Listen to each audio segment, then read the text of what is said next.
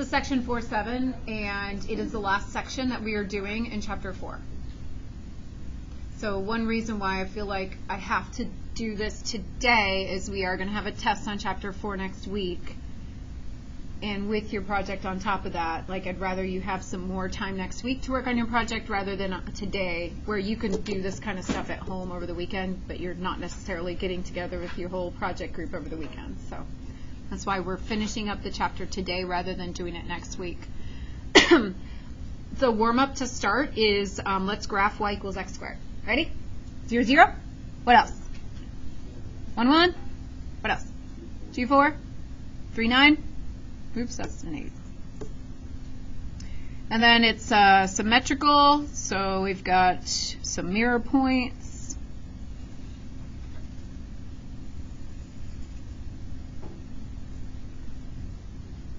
Does this function have an inverse? Yeah? Do we remember what inverses are? It's from chapter 1. You remember, Gage? It's where you swap x and y and then solve for y. Oh, in the equation, yeah, we'd switch x and y and then solve for y. How about on the graph? What would we do? You would reflect it over y equals x. We reflect it over the y equals x line. That's a lot of work for me to think about reflecting it. I'm going to look and see that it did reflect over the y equals x line. But when I actually think about reflecting it, I'm going to use the ordered pairs. Isaac, do you remember what to do with the ordered pairs?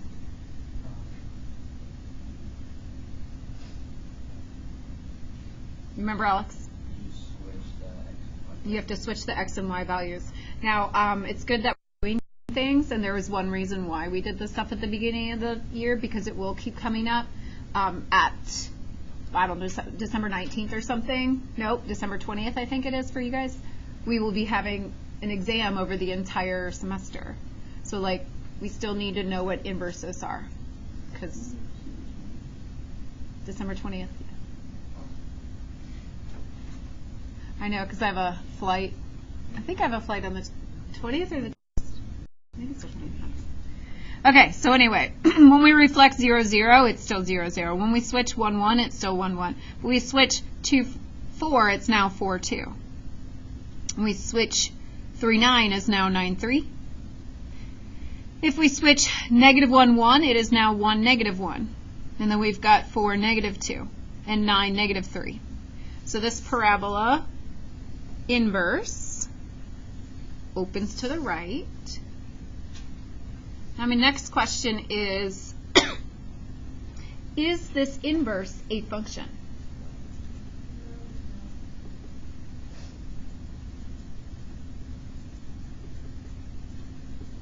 The answer is no. Why? The original doesn't pass the horizontal line test. This one does not pass the vertical line test. If I draw a vertical line, it fails the vertical line test, therefore that's not a function.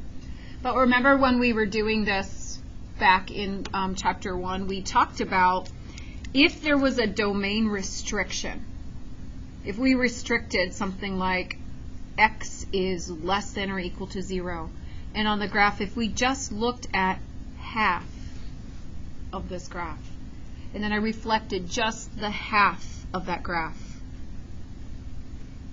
is this a function?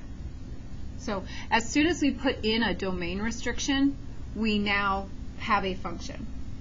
So I'm bringing this up because today we're going to do inverses of trigonometric functions. And our inverses are also going to be functions.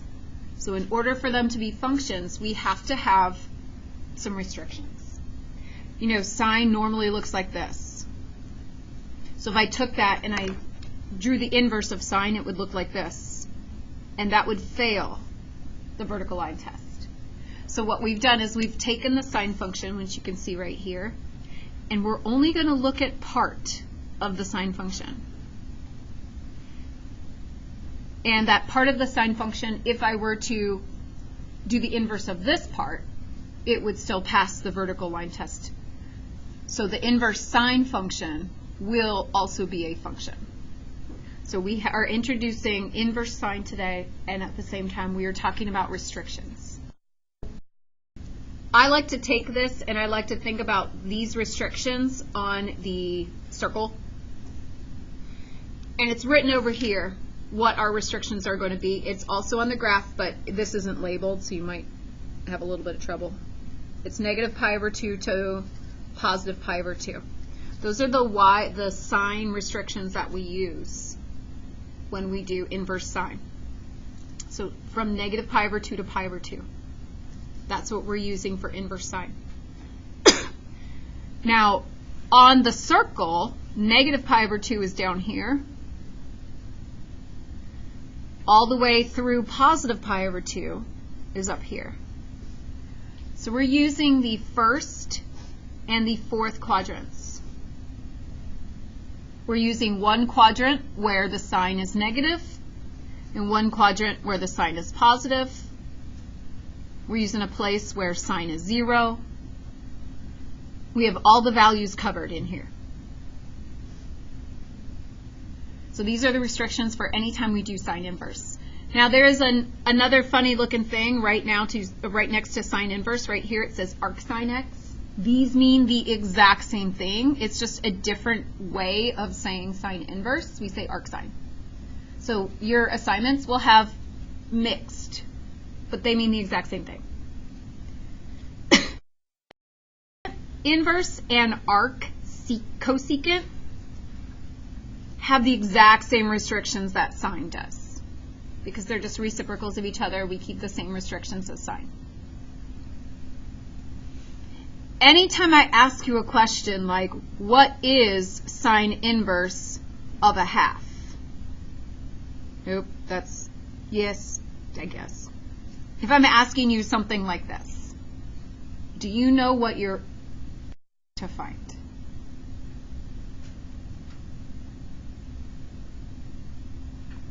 You think maybe, Alex?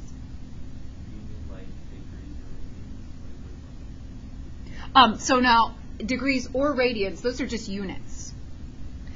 What am I asking you to find if it's degrees or if it's radians? What am I asking you to find? They're units for what? Measuring what? And the angle. So this is what this question is saying. What angle is the sine of half? This is saying undo the sine. Tell me what angle it is. We did sine inverse already where you had to solve equations. Here's an equation. Sine theta equals 1/2. And then we have to apply sine inverse to both sides. You guys remember me writing this ever? Do you remember me writing this ever? Do you remember you writing this ever? And that's the only thing that cancels out sine. So we would get theta equals what I just wrote down there. So you're trying to find an angle. Those angles are going to be anything in between negative pi over 2 to pi over 2. So when you look at this right here, does that tell you if I want radians or degrees? What's this tell you I want? This is telling you I want radian answer. Okay. All right, cosine. Same conversation I just had about sine, except cosine has a different domain restriction. Because cosine looks different on the graph, we're going to use a piece of cosine that has positives, negatives, and 0. That piece of cosine that we're using goes from 0 to pi on the circle. It's the top half. It's quadrant 1 and quadrant 2. Cosine and secant inverse both use the same domain restriction, 0 to pi.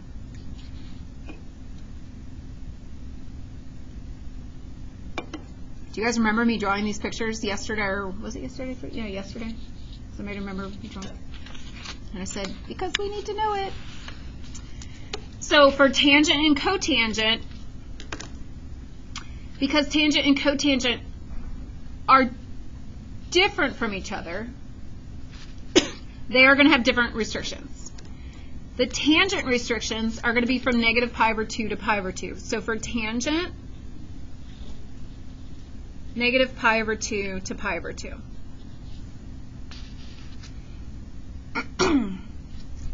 Remember, tangent is y over x. And sine is the y's. So I just kind of made this up in my head that the tangent restrictions are going to be the same as the sine restriction because tangent has y over x. I'm trying to put them together so I can remember which one has what. Cotangent restrictions are the same as x. Same as cosine, I mean. 0 to pi.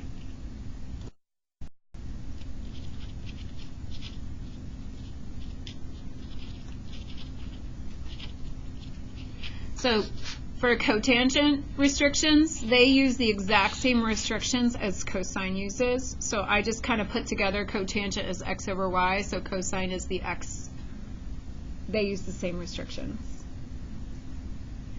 So one thing that people have trouble with are using the correct restrictions. That comes from practice and knowing when to use it. Like, it comes from practice, memorizing it. Okay? And then the other part that I'm trouble with for this section is just not knowing the angles in the first place. Like, we still have it memorized of pi over 3 is. No, 6.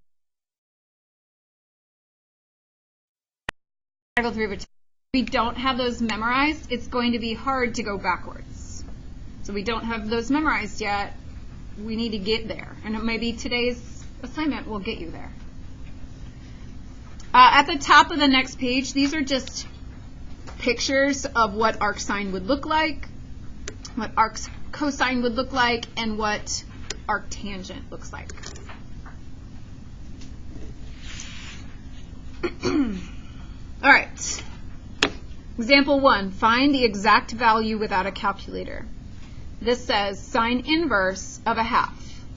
So if I'm doing sine inverse, what am I finding?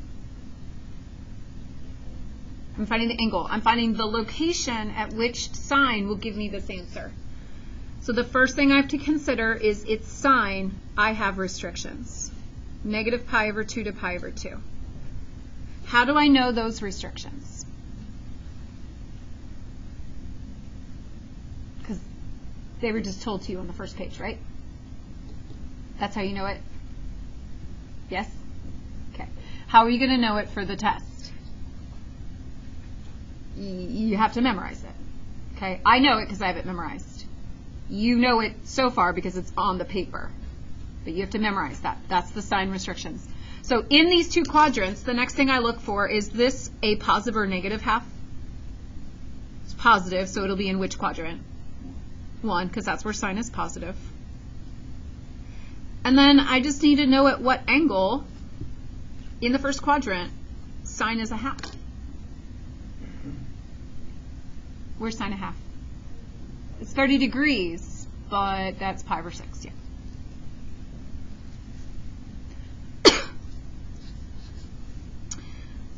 All right, B. I look and I see this is cosine inverse, so I go right away to restrict my values for cosine 0 to pi. Because it's the inverse, I have the restriction.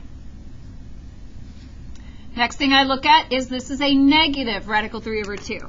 So out of these two quadrants, cosine is negative in the second quadrant. So I'm going to be finding an angle over here.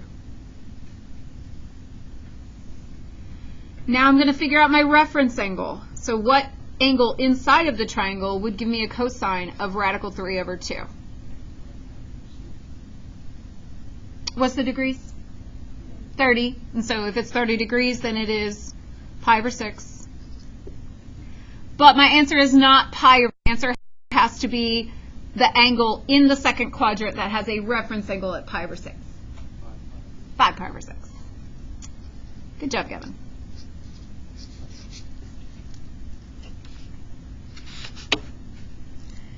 Tangent, -1.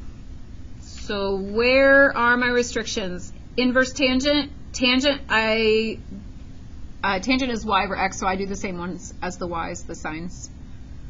Negative pi over 2 to positive pi over 2. This is a negative number, so it's going to be in the fourth quadrant. So now, what kind of reference angle is tangent to be like 1? That is a 45. So we need to think it's a 45, which is a pi over 4. But it has to be in this quadrant. So you want to say 7 pi over 4. However, the restrictions go from negative pi over 2 to pi over 2. And 7 pi over 4 does not fit there. It is negative pi over 4. So we're just like going down pi over 4 instead of going all the way around to 7 pi over 4. Oh, why?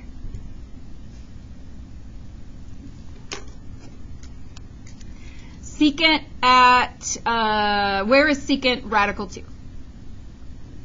So secant, somebody already yelled it out, thank you. Secant is going to go from 0 to pi, and we know at pi over 2 it's got to be a 45 because that's the only triangle that has radical 2, sorry. Radical 2's are at 45s, right?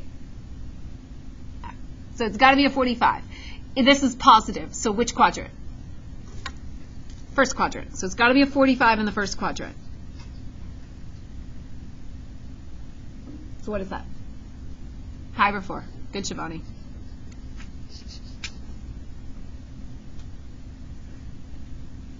You said it with your lips. I saw it. All right, so now the next example, we've got arc cosine. What does that mean? It's the same thing as cosine inverse. So we're going to do the exact same thing we did with those four, only this one's arc instead of inverse, but it's the exact same thing. So I'm going to start with cosine restrictions. Go from 0 to pi. Somewhere in those two quadrants, cosine has to be -1. So it's got to be the left side. Where's cosine -1?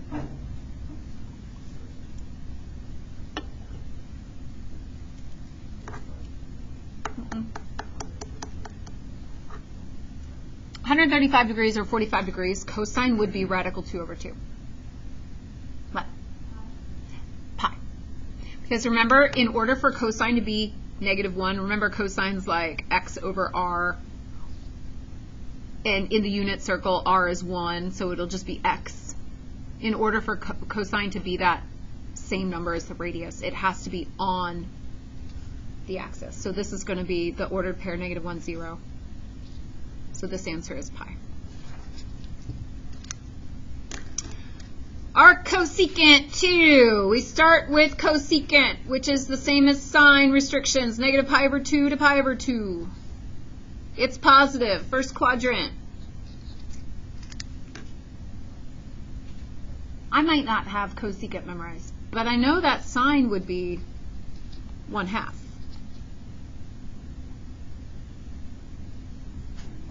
So where is sine 1/2?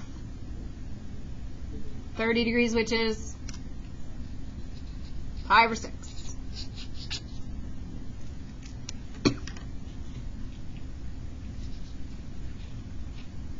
Arc cotangent. Cotangent goes from 0 to pi. How do I know that? Because I memorized it, exactly.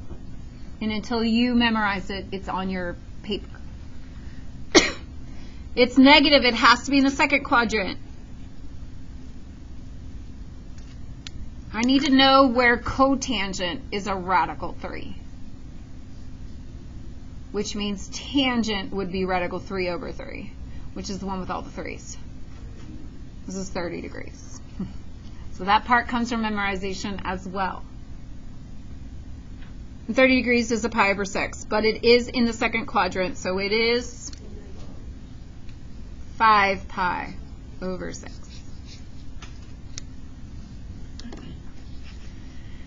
Arc sine, negative radical 3 over 2. So sine's going to go from negative pi over 2 to pi over 2. It's negative. It will be in the fourth quadrant. So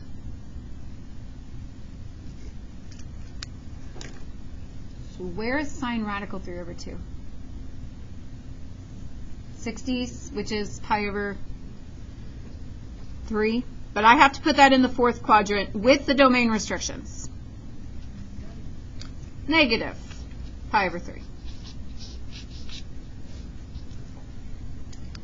once you like get going, these aren't too bad. Once you have your stuff memorized, they aren't too bad. And then I make it harder. Not on purpose. Then I make it harder. So now we're going to do composition functions. So composition function has a function inside of a function. Anytime you have parentheses in math, you do those parentheses first. So this is, you do a problem inside the parentheses, then you take that answer and you do a second problem with that answer. This is like 2 problems for the price of 1. Lucky you. So the first thing I want you to do is completely ignore that sine inverse out there. First thing I want you to do is just find the cosine at pi. That's all you have to do first, cosine of pi. So where's pi? Right here.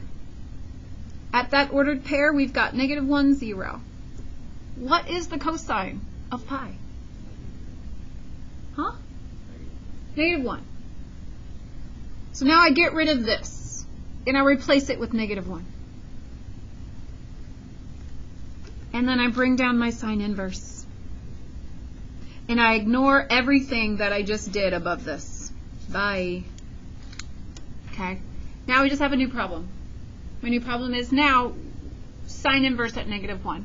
Where is sine equal to -1? Well, anytime we use our restrictions, sine restrictions go from -pi/2 to pi/2. This is negative, it's got to be the bottom half. Where is sine -1? -pi/2. Remember, that is the ordered pair right down there at 0, -1, and sine is the y. So -pi/2. So that would be the answer. Arc cosine of tangent 3pi/4. Again, ignore arc cosine. Let's just do tangent 3pi/4. So go to 3pi/4. Find the tangent.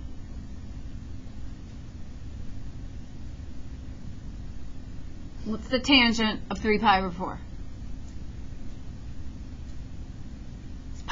It's a pi/4, that's a 45. What's the tangent of 45?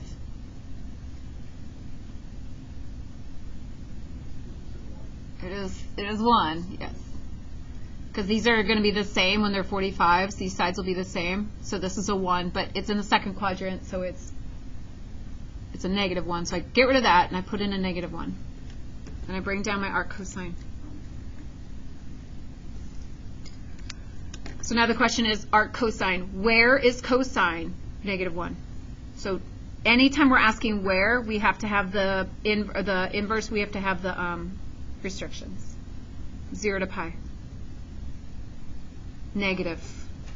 Where is cosine -1? At pi. We just did that one on the other page.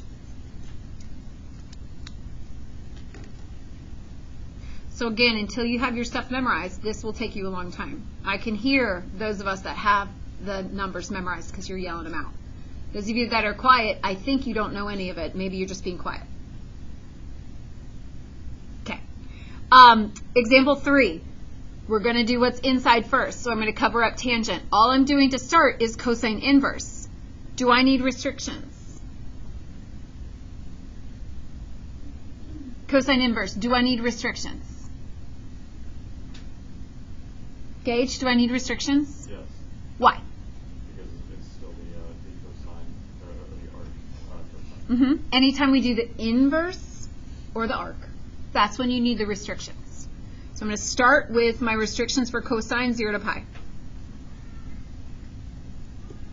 I need to know where it's negative radical 3/2. So second quadrant. Where's cosine radical 3/2? We already did this one today too.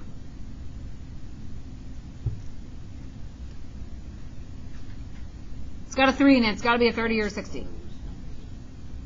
It is a 5 pi. It's pi/6, which is 5 pi/6 because we're in the second quadrant. Good. So this becomes 5 pi/6.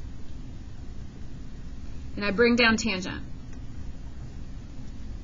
So now I don't need any of that stuff. I'm just now looking at a new problem, tangent 5 pi/6. Do I need a restriction? I do not need a restriction. Why do I not need a restriction? Because we're not doing the inverse. We're just going to 5 pi over 6 and finding the tangent. So here's 5 pi over 6. It's a 30-degree reference angle. Its tangent's going to be negative in the second quadrant. What's tangent of 30 degrees? The one with all the 3's. It's radical 3 over 3. It's the one with all the 3's when it's 30 degrees. That's my memorization. Okay, example 4. I'm going to cover up sine, and I'm going to look at cosecant inverse of negative 2. I'm going to look at cosecant inverse of negative 2. Do I need a restriction? Yes, because we're doing inverse. Negative pi over 2 to pi over 2. It is negative, so that is the fourth quadrant.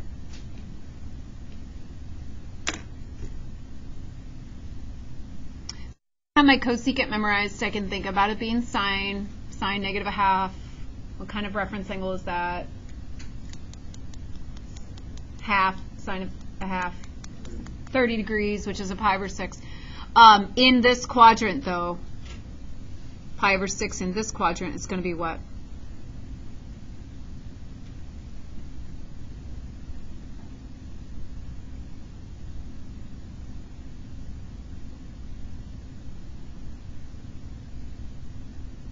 Michaela, do you know it? Very good. Negative pi over 6. She must be one of those quiet ones that knows it. All right. Oh, I'm not done with that yet. Oh, I circled it. I wasn't even done with that. That's just the inside part. I'm sorry. I got ahead of myself there. So now we do sine of negative pi over 6. So what is our sine at negative pi over 6?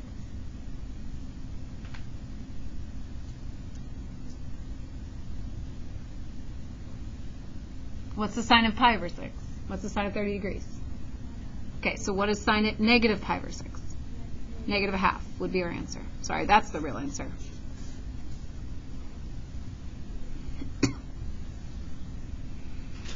Okay, 2 more of these. And then before we finish this. Sine negative 3 pi over 4. Do I need a restriction for sine negative 3 pi over 4? Do I need a restriction? No. Just go to negative 3 pi over 4 and find the sine. So it's a pi over 4, that's a 45. It's in the third quadrant. It's going to be negative. Negative what? Radical 2 over 2. Bring down arc sine. Do I need a restriction for arc sine? Yes. This is negative. It's going to be in the fourth quadrant. It's radical 2 over 2. It's got to be a 45. It's got to be a pi over 4. What is the answer in this quadrant? Ella, do you know? Negative pi over 4. Very good. Somebody else said it too, but negative pi over 4. Okay, last one before lunch. Secant inverse. Do I need a restriction for secant inverse? Okay, which restriction is secant inverse? 0 to pi, same as cosine. It's negative. That means second quadrant. I don't know what that is, so I'm going to think about it being cosine radical 3 over 2, or negative radical 3 over 2. Which angle? What angle is that?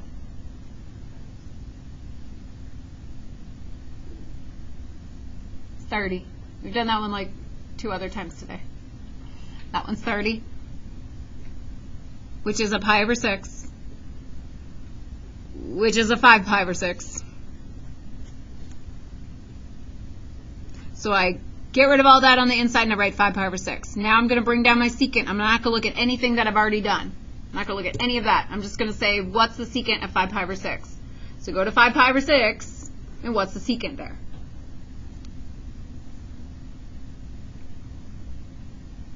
Or find the cosine at 5 pi over 6, and then flip it. which is the same as the cosine at pi over 6, only it has to be negative because it's in the second quadrant. It's the cosine of pi over 6.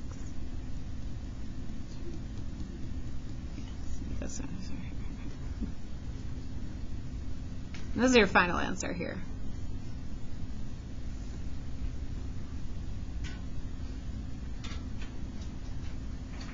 So all of this is going to be a major, like, do you have your stuff memorized that you've been working on the past few weeks? Yes. I have a question. So for the number 6, do these sequences cancel out? Sometimes they do, sometimes they don't, because did these signs cancel out? So it depends on the quadrant they end up in.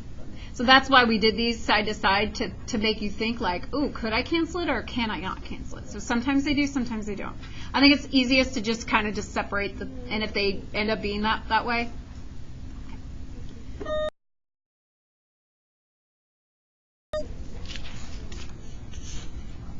All right, you guys, we have like 3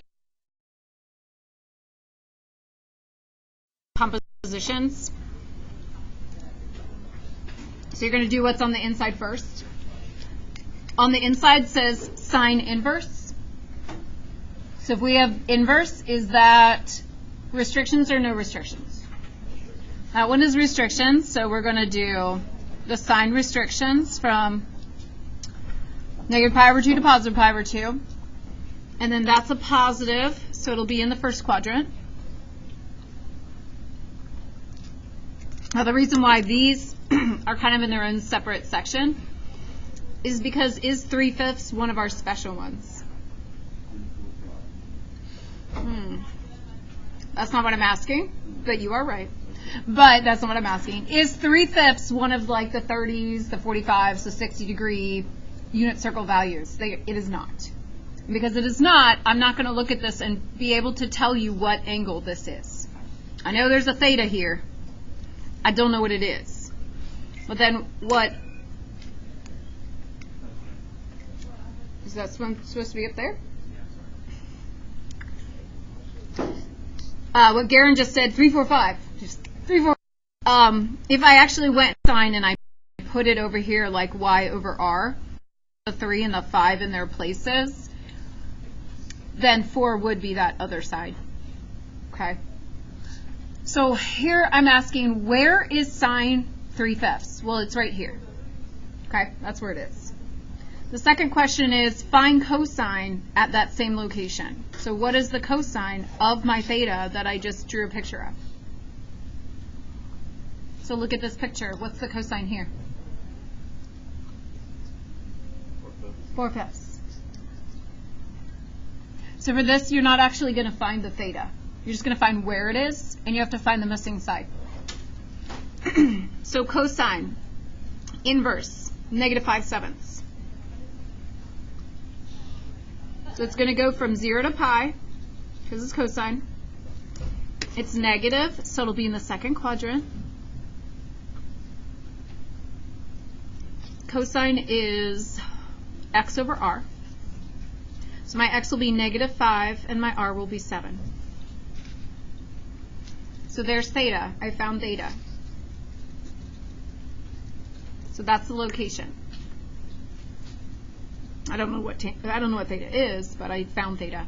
Now we have to find the tangent, which is y over x. So in order to do that, I have to find y.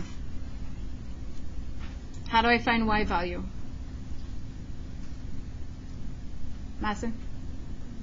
Pythagorean theorem? Yeah, so we'll do like negative 5 squared plus b squared equals 7 squared. So b squared equals 24. Square root that. I have to break it down to 4 and 6. I'm going really fast. And I get 2 radical 6 for the y value. So when I go to find tangent, I put my y over my x, and I get negative 2 radical x over 5. Why did I not put the negative on the bottom with the 5? Hallie, do you know? Because I can't do that. I can do it. Wouldn't be wrong. What's the word that we're looking for, Alex? It wouldn't be simplified. Okay. All right, last question. Cotangent inverse. So we need restrictions for cotangent, which is first two quadrants, 0 to pi. This is a positive. It'll be the first quadrant. Cotangent is x over y. So my x over y is going to be 4. 4 over 1. And we have to find cosecant. So here's theta. I need to find cosecant. Oops. Cosecant at that theta. So cosecant is y. No, it's 1 over y. Or it's r over y, because this one's not the unit circle. How do I find the radius? Ethan, how do I find the radius? Pythagorean theorem. So we'll do 1 squared plus 4 squared equals r squared. Square root of 17 is my radius. We're going to do square root of 17 over 1. So we get square root of 17.